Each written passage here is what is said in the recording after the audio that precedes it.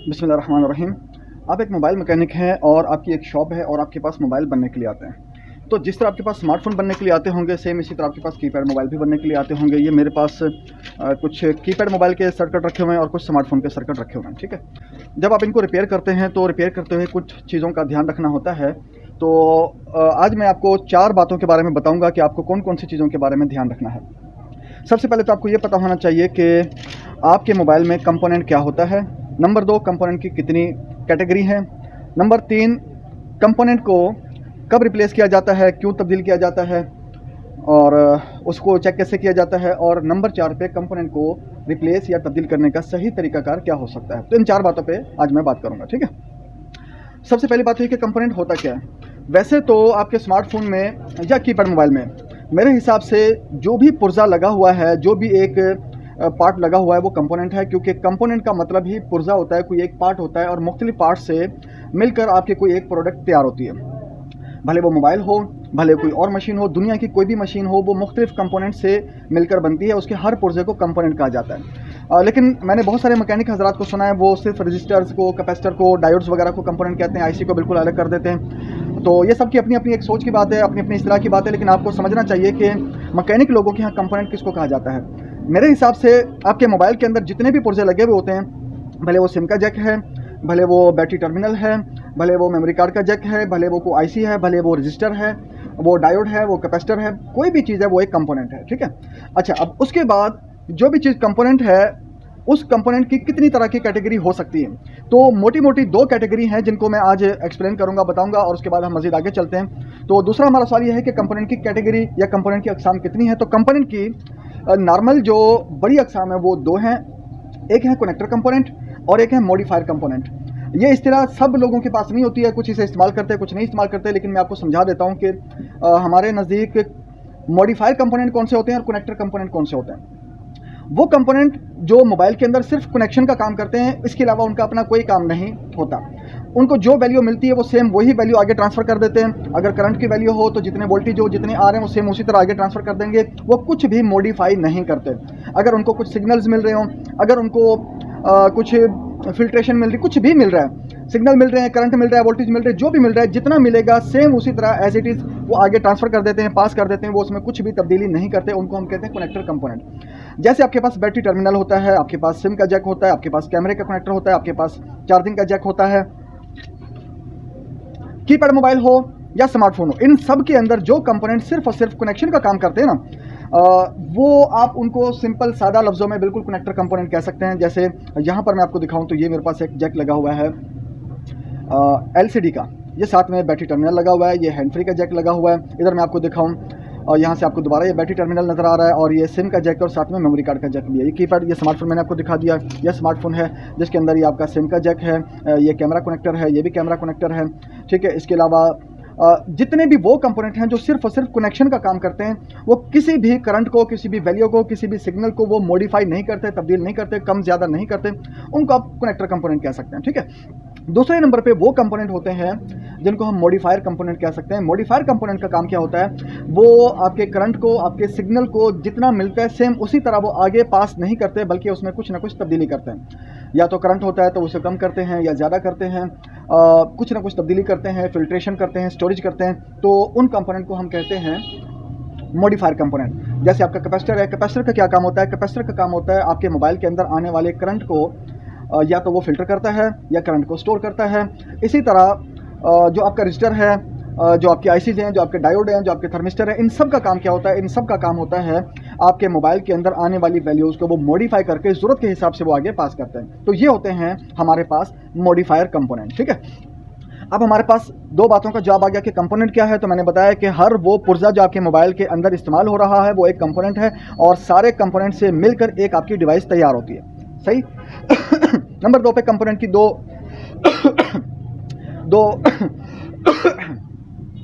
बड़ी बड़ी किस्में हैं।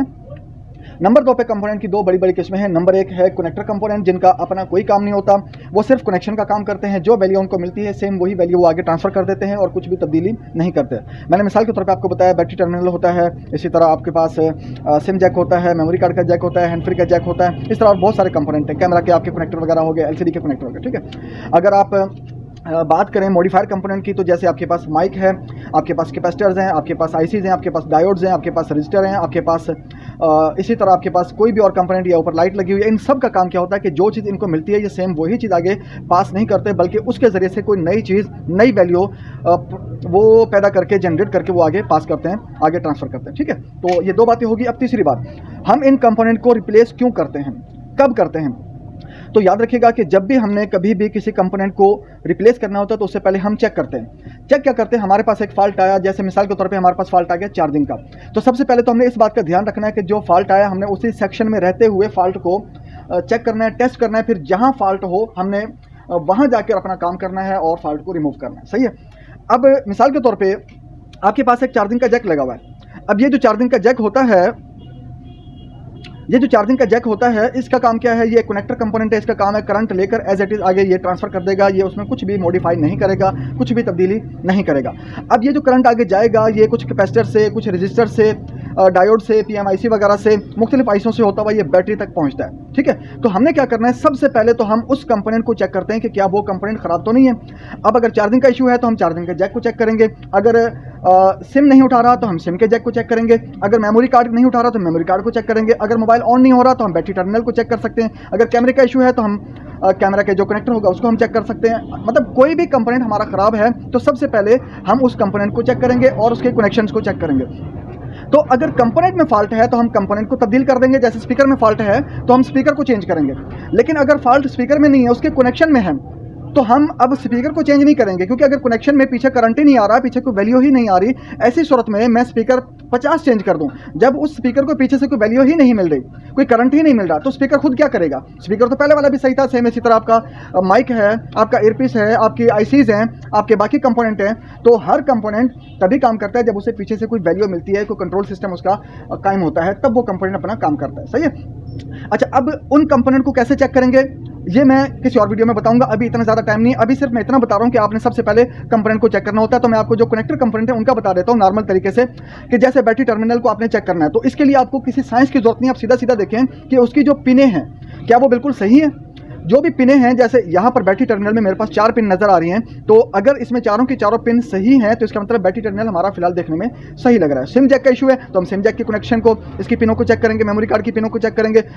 तो अगर आपका कैमरे का कनेक्टर है, आपके एलसीडी का कनेक्टर है, सिम जैक का कनेक्टर है, बैटरी टर्मिनल है, या कोई भी कनेक्टर है, अगर उसमें फॉल्ट हो तो आप देख के भी अंदाजा लगा सकते हैं कि उसकी पिनें टेढ़ी मेढ़ी तो नहीं है, उसकी पिनें दबी हुई तो नहीं है, उसकी पिनें टूटी हुई तो नहीं है। अगर पिनें टूटी हुई हैं, दबी हुई हैं, कचरा, जंग, कार्बन लगा हुआ है, ख़राब हो रही हैं, डैमेज हो रही हैं, तो इस सूरत में जब तक आप उस कनेक्टर को चेंज नहीं करेंगे तब तक आप आगे काम नहीं कर सकते। ठीक है, तो एक तो हो गया हमारे वो कंपोनेंट जिनको कनेक्टर कंपोनेंट कहा जाता है, तो कनेक्टर कंपोनेंट को आपने इस तरह से चेक करना होता है, अगर वो ख़राब हो तो आपने उनको रिप्लेस करना होता है या उसको रिपेयर करना होता है। ठीक है, नंबर 2 पे ये जो कनेक्टर कंपोनेंट है ना, आप डायरेक्ट इनकी कनेक्शन की वैल्यूज़ को भी चेक कर सकते हैं, और इन पे जो वैल्यू इनके कनेक्शंस भी आनी चाहिए ना। कनेक्शन का क्या मतलब है कि जब मैं मिसाल के तौर पे ये मेरे पास सिम का जैक है, जब मैं इसे निकालूंगा तो सेम यही कनेक्शन मेरे सर्किट के अंदर भी होंगे जहां पर मेरा ये सिम का जैक लगेगा। तो वो जो मेरे सर्किट के अंदर कनेक्शन है, वो जो सर्किट के अंदर कनेक्शन है, अगर वो सही है तो फिर मेरा सिम का जैक भी काम सही करेगा, अगर वो ख़राब है तो मेरा सिम का जैक सही होने के बावजूद भी काम नहीं कर सकेगा, क्योंकि इस कनेक्टर का काम सिर्फ कनेक्शन बनाना है। अगर नीचे के कनेक्शन सर्किट के हमारे सिम जैक के कनेक्शन को पूरी वैल्यू नहीं दे रहे, कनेक्शन बहाल नहीं है, कंटिन्यूटी नहीं है, तो फिर मेरा सिम का कनेक्टर काम नहीं करेगा, या इसी तरह कोई भी कनेक्टर होगा वो काम नहीं करेगा। तो हमें यह भी देखना होगा कि अगर हमारा एक कनेक्टर कंपोनेंट है तो वो खुद कैसा है, उसकी कोई पिन डैमेज ना हो, उसके कनेक्शन जो है वो ख़राब ना हो, कचरा ना लगा हो, जंग ना लगा हो, और दबी हुई ना हो, ख़राब ना हो। अगर इस तरह है तो आपको उसको रिप्लेस करना होगा। साथ ही साथ आप ये भी चेक कर लें कि उसके जितने भी कनेक्शन है उन पर सही वैल्यूज़ आ रही हैं या नहीं आ रही। अब उन वैल्यूज़ को कैसे चेक करना है ये इंशाल्लाह हम और किसी वीडियो में बात करेंगे, दूसरी वीडियोज़ भी मेरी मौजूद है, वहाँ पर भी मैंने बताया कि आप किसी भी कंपोनेंट की वैल्यूज़ को कैसे चेक करते हैं, बैटरी टर्मिनल में कितने कनेक्शन होते हैं और उनमें क्या वैल्यूज आनी चाहिए, सिम जैक में कितने कनेक्शन होते हैं और क्या वैल्यूज आनी चाहिए। इसी तरह बहुत सारे कंपोनेंट हैं जिनके कनेक्शन फिक्स होते हैं और आप उनको इजीली चेक कर सकते हैं, लेकिन बहुत सारे कनेक्टर कंपोनेंट के कनेक्शन ऐसे होते हैं कि जो फिक्स नहीं होते, तो उनकी वैल्यूज को चेक करने के लिए आपको स्कीमेटिक वगैरह का सहारा लेना पड़ता है और आपको दूसरे टूल का सहारा लेना पड़ता है, जिसके जरिए से आपको पता चलता है कि आपके इन कंपोनेंट में क्या क्या वैल्यूज होनी चाहिए।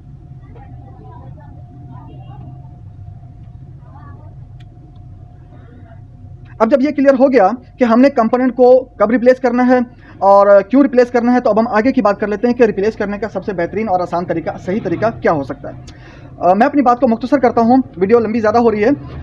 जब आपको ये कंफर्म हो गया कि मेरा कंपोनेंट ख़राब है और मुझे उसको रिप्लेस करना है, मैं सर्किट की बात नहीं कर रहा, मैं बात कर रहा हूँ उस कंपोनेंट की। जैसे इसका बैटरी टर्मिनल है, या इसका सिम का जैक है, या मेमोरी कार्ड का जैक है, या हैंड फ्री का जैक है, या कैमरे का जैक है, या बैटरी टर्मिनल है, या इस तरह का कोई भी कनेक्टर है जिसे आपने रिप्लेस करना है, तो उसको रिप्लेस करने का सही, आसान और बेहतरीन तरीका क्या हो सकता है। तो ये 4 बातें। पहली बातें क्या थी? नंबर 1 कंपोनेंट क्या है, नंबर 2 कंपोनेंट कितनी किस्म के, नंबर 3 कंपोनेंट को रिप्लेस या तब्दील कब किया जाता है, और नंबर 4 पे रिप्लेस करने का सही और आसान तरीका क्या हो सकता है। मैं इस वीडियो में आपको करके नहीं दिखाऊंगा, बल्कि मैं आपको सिर्फ तरीका बता रहा हूं। मेरी दूसरी वीडियोस में इसके मैंने तरीके बताए हैं कि आपने स्मार्टफोन्स में जब काम करना है, किसी भी कंपोनेंट को रिप्लेस करना है, तो उसके लिए बेहतरीन तरीके क्या हो सकते हैं, और कीपैड में काम करना है तो क्या तरीके हो सकते हैं, उसमें मैंने प्रैक्टिकल करके भी दिखाया। और मेरी और भी वीडियो साथ में आती रहती हैं जिसमें आपको नजर आ जाएगा कि कंपोनेंट को रिप्लेस करने का बेहतरीन, आसान और अच्छा तरीका क्या हो सकता है। तो अब मैं आपको सिर्फ थियोरेटिकली बता देता हूं कि आपको तब्दील कैसे करना चाहिए। सबसे पहले तो देख लें कि अगर आपके पास है कीपैड मोबाइल, तो कीपैड मोबाइल में आपके लिए सबसे बेहतरीन एडवांटेज ये है कि आपको किसी भी कंपोनेंट को अगर रिप्लेस करना है, कीपैड की बात इसलिए कर रहा हूं क्योंकि जिस तरह हमारे पाकिस्तान में स्मार्टफोन का बहुत ज़्यादा इस्तेमाल है, और इसी तरह मैकेनिक के पास स्मार्टफोन भी बहुत ज़्यादा आते हैं, सेम इसी तरह पाकिस्तान में कीपैड मोबाइल का इस्तेमाल भी बहुत ज़्यादा है, और इसी तरह मैकेनिक के पास कीपैड मोबाइल भी बहुत ज़्यादा तादाद में आते हैं। तो जो हमारे बेसिक स्टूडेंट हैं या दोस्त हैं जो बिल्कुल कीपैड मोबाइल पर काम करते हैं, बेसिक लेवल पर काम करते हैं, तो उनको कीपैड मोबाइल पर किस तरह काम करना चाहिए, बेहतरीन तरीके क्या हो सकते हैं, वो इस वीडियो को देखकर समझ सकते हैं। कीपैड मोबाइल में काम करने के लिए सबसे बेहतरीन आसान तरीका जो आपको समझना चाहिए वो ये है कि आप किसी भी कंपोनेंट को अगर रिप्लेस करना चाह रहे हैं, चार्जिंग का जैक है, मेमोरी कार्ड का जैक है, हैंड फ्री का जैक है, सिम का जैक है, बैटरी टर्मिनल है, माइक है, कोई भी कंपोनेंट है, या आईसी वगैरह, डायोड्स वगैरह भी आप चेंज करना चाह रहे हैं, तो इसका आसान तरीका एक नॉर्मल क्या हो सकता है, आप देखें कि उस कंपोनेंट के अपोजिट साइड बोर्ड पे कोई दूसरे कंपोनेंट तो नहीं लगे हुए। जैसे यहाँ पर देखें, यहाँ मेरे पास सिम का जैक, सॉरी चार्जिंग का जैक था, अगर मैं नीचे की साइड देखूँ तो बिल्कुल खाली सर्किट है। सेम इसी तरह मैं सिम का जैक देखूँ तो नीचे बिल्कुल सर्किट है, कोई मजीद कंपोनेंट नहीं लगे हुए, ठीक है। बैटरी टर्मिनल की जगह देखूँ तो यहाँ कोई कंपोनेंट नहीं लगा हुआ, माइक की जगह देखूँ तो कोई कंपोनेंट नहीं लगा हुआ। सेम इसी तरह मैं दूसरे मोबाइल में देख लूँ तो ये मेरे पास हैंड फ्री का जैक है, चार्जिंग का जैक है, मेमोरी कार्ड का जैक है, सिम का जैक है, इसी तरह हमारे पास ये आईसीज लगी हुई हैं, सही है, और हमारे पास डायोड कैपेसिटर्स वगैरह लगे हुए हैं, बहुत सारे कंपोनेंट लगे हुए हैं। अगर आप इनके अपोजिट साइड बोर्ड से देखें तो बिल्कुल जगह खाली है। तो अगर आप कीपैड पर काम करें ना, तो एक बेहतरीन आसान अच्छा तरीका ये हो सकता है कि आप कभी भी इन कंपोनेंट पे डायरेक्ट हीट ना दें, हीट गन के जरिए से आप इन पर डायरेक्ट हीट ना दें, ये ज़्यादा बेहतर है कि आप इनके अपोजिट साइड से हीट दें, ठीक है। अब उसका तरीका क्या हो सकता है, उसका एक नॉर्मल मुनासिब अच्छा तरीका ये हो सकता है, इस कैमरे में आपको नजर नहीं आएगा, मैं दूसरे कैमरे में दिखा देता हूँ कि आप इसे ऐसे सेट करें, ठीक है, ऐसे, और बिल्कुल ऐसी जगह पर रखें टेबल पे कि आप इस बोर्ड को थोड़ा सा आगे करके रख सकते हैं, ठीक है, यहाँ करके रख सकते हैं। फिर आप यहाँ पर कोई भी वजन रख दें, आप कोई भी वजन रख दें, कोई भी आपके पास चीज़ है आप वो रख दें, जैसे ये मेरे पास एक चीज़ है और ये मैंने रख दिया, ठीक है। अब मैं यहाँ हीट गन चला के नीचे से हीट देके चार्जिंग जैक को अगर मैं यहाँ से रिप्लेस करूँगा तो ये काम मेरे लिए बहुत आसान हो जाएगा। और इसमें क्या होगा कि मेरे ऊपर के कंपोनेंट जो बाकी उसके आसपास के उनके भी ख़राब होने का चांस कम होगा, और लगाते हुए जिस कंपोनेंट को हम लगा रहे हैं उस कंपोनेंट के भी ख़राब होने का चांस बहुत कम होगा। तो कभी भी आप कीपैड मोबाइल पर काम करें तो कीपैड मोबाइल में आपके पास एडवांटेजेस ये हैं कि आप उसके अपोजिट साइड से सर्किट पर आप हीट देकर जब वो ऊपर का कंपोनेंट नरम हो जाए तो आप आराम से उसे उठा सकते हैं, और इसी तरह लगाना हो तो आप नीचे से हीट देकर, अपोजिट साइड से हीट देकर आप उस कंपोनेंट को लगा सकते हैं। लेकिन अगर उस कंपोनेंट के अपोजिट साइड पर भी कुछ कंपोनेंट लगे हुए हैं तो फिर आप वो काम ना करें, फिर आप सीधा उसी साइड से कंपोनेंट को हीट दें और उसे चेक करते रहें, जब वो नरम हो जाए तो फिर आप उसे उठा लें, ठीक है। अच्छा, यहाँ ये ध्यान रखें कि कीपैड मोबाइल में अमूमन जब आप काम करते हैं, अगर आपको इस सेक्शन में काम करना है तो इधर ये आपके पास कीमैट लगा हुआ है, आपने इसको यहाँ से हटा लेना है, क्योंकि अगर आप इसी के ऊपर हीट देंगे तो ये आपका जो, ये देखिए, ये मैंने हटा लिया इस तरह से, आप दोबारा लगा दें जब ज़रूरत पड़े, लेकिन जब आप काम करने लगे तो आप इसको हटा लें, और हटाने के बाद आप नीचे से इसे अपोजिट साइड से हीट दें। हीट देने का मैंने तरीका बता दिया, इस तरह आप रख लें, नीचे से आप इसे हीट दें, और जब आप चेक करते रहेंगे कि कंपोनेंट उसका नरम हो चुका है तब आप उस कंपोनेंट को उठा लें, और सेम इसी तरह आप उसे लगा भी सकते हैं, ठीक है। तो अब ये मैंने आपको कीपैड पर काम करने का तरीका बता दिया, लेकिन जाहिर बात है कि स्मार्टफोन में ऐसा नहीं हो सकता, क्योंकि स्मार्टफोन में सर्किट के दोनों ही तरफ बहुत सारे कंपोनेंट लगे हुए होते हैं। ऐसी सूरत में आप क्या करेंगे, ऐसी सूरत में आप क्या करेंगे, आपको ये पता होना चाहिए कि जब भी आप स्मार्टफोन में काम करते हैं तो आप दूसरी साइड से, अपोजिट साइड से हीट अमूमन नॉर्मल 99% नहीं दे सकते, आपको डायरेक्ट हीट देनी पड़ेगी, ठीक है। अब यहाँ पर क्या है, आपके पास जैसे सिम का जैक है, आपके पास कैमरे का टर्मिनल है, कैमरा कनेक्टर है, इसी तरह आपके पास मुख्तलिफ कंपोनेंट और लगे हुए हैं, आपके पास बैटरी टर्मिनल है, आपके पास डायोड है, कैपेसिटर है, आईसीज हैं, तो आपको सेम साइड से ही आपको हीट देनी होती है। अब इसका बेहतरीन तरीका क्या हो सकता है, आपके पास कोई भी पीसीबी होल्डर है, आप अपने पीसीबी को होल्डर में रखें, ठीक है, और होल्डर में रखने के बाद जो तरीका मुनासिब है इसका, ये मैंने इसे होल्डर में रखा, ठीक है। उसके बाद आपने क्या करना है, आप कोई भी अच्छी क्वालिटी का पेस्ट इस्तेमाल करें, आप मैकेनिक का पेस्ट इस्तेमाल कर लें, ठीक है, आप सनशाइन का पेस्ट इस्तेमाल कर लें, कोई भी पेस्ट आप इस्तेमाल कर लें। जब आप पेस्ट इस्तेमाल करेंगे तो काम करना आपके लिए बहुत आसान हो जाएगा। किस तरह काम करेंगे, काम आपने इस तरह करना है कि मिसाल के तौर पे आपने बैटरी टर्मिनल को निकालना है तो आप यहाँ पहले पेस्ट लगा लें, ठीक है। आप हीट को कम रखेंगे और आप एयर को भी कम रखेंगे। नॉर्मल आप जब आप निकालते हैं या लगाते हैं तो मुनासिब मिकदार आपको पता होनी चाहिए। और इंशाल्लाह जब हम इस पर प्रैक्टिकली काम करेंगे तो मैं आपको बता दूंगा। जब हम इस पर प्रैक्टिकली काम करेंगे तो मैं आपको बता दूंगा कि आपको हीट कितनी रखनी चाहिए और आपको एयर कितनी रखनी चाहिए। लेकिन आपकी एयर भी ज़्यादा नहीं होनी चाहिए, क्योंकि अगर आपकी एयर ज़्यादा होगी तो कंपोनेंट उड़ के दूर जा सकता है और बाकी कंपोनेंट भी खराब हो सकते हैं, अपनी जगह छोड़ सकते हैं। तो हीट भी आपको मुनासिब जितनी जरूरत उतनी रखनी है और एयर भी रखनी होती है, ठीक है। लेकिन आपने जो फ्लक्स पेस्ट है वो आपने ज़रूरत के हिसाब से यहाँ इस्तेमाल करना है, कम इस्तेमाल नहीं करना। अगर थोड़ा ज़्यादा भी हो जाए तो कोई इशू नहीं है। उससे क्या होगा, एक तो जो आपके प्लास्टिक के कंपोनेंट है वो ख़राब नहीं होते, ठीक है। आपका वो कंपोनेंट भी ख़राब नहीं होगा जिस पर आप काम करें, उसके अतराफ के कंपोनेंट भी ख़राब नहीं होंगे अगर उन पर अच्छी मिकदार में आपका फ्लक्स पेस्ट लगा हुआ होगा, ठीक है। फ्लक्स आप कोई भी अच्छा किसी भी कंपनी का इस्तेमाल कर लें, उसमें कोई हर्ज नहीं। नंबर 2 पे आपने हीट गन को किसी भी एक जगह पे स्टक नहीं रखना है, एक जगह पे रोक के नहीं रखना है, बल्कि आप कोशिश करें कि उसको हल्का फुल्का आप हिलाते रहें ताकि उसकी हीट किसी एक जगह पे ठहर ना जाए, उस कंपोनेंट को बर्न ना कर दे, जला ना दे। बल्कि आप हीट कोशिश करें कि आप इस अंदाज में आप सर्किट के ऊपर रखेंगे कि आप असल में उस बोर्ड को, सर्किट को गर्म करना चाह रहे हैं, ना कि उस कंपोनेंट को। तो अगर आप हीट गन के हैंडल को हल्का फुल्का मूव करते रहेंगे तो उससे क्या होगा कि आपका सर्किट गर्म होगा और कंपोनेंट पे ज़्यादा हीट नहीं आएगी। और जैसे आपका सर्किट गर्म होगा आपने साथ में चेक करते रहना कि वो कंपोनेंट नरम हुआ है या नहीं हुआ। जैसे वो कंपोनेंट नरम होगा आप उस कंपोनेंट को वहाँ से उठा लेंगे। सेम इसी तरह जब आपने लगाना है तो इसी तरह आपने फ्लेक्स पेस्ट इस्तेमाल करना है, आपने पीपीडी इस्तेमाल करना है और सोल्डर पेस्ट, और उसके बाद आपने उस कंपोनेंट को लगा देना है मुनासिब हीट और मुनासिब एयर के साथ। वो प्रैक्टिकली जब हमारी आगे बात आएगी तो हम उसको समझ लेंगे आपको कितनी हीट रखनी चाहिए, कितनी आपको एयर रखनी चाहिए, ठीक है। अभी फिलहाल हमने क्या समझा है, हमने ये समझा है कि आपने स्मार्टफोन में कंपोनेंट कब निकालने हैं, क्यों निकालने हैं और कैसे निकालने हैं, और कीपैड में कैसे निकालने हैं। कीपैड में मैंने बता दिया, कोशिश करें कि अपोजिट साइड से हीट दें और आप कंपोनेंट को चेक करते रहें, जैसे नरम हो जाए आप उसे उठा लें। और स्मार्टफोन में आप सेम साइड से ही हीट देंगे, ठीक है, और आप साथ साथ चेक करते रहेंगे। लेकिन फ्लक्स पेस्ट लगाना ज़रूरी है। अगर आप फ्लक्स पेस्ट को नहीं लगाएंगे या बिल्कुल कम लगाएंगे तो आपके कंपोनेंट के खराब होने का चांस बहुत ज़्यादा रहेगा। जितना आप पेस्ट ज़्यादा इस्तेमाल करेंगे उतना ही आपके कंपोनेंट का खराब होने का चांस कम से कम हो जाएगा।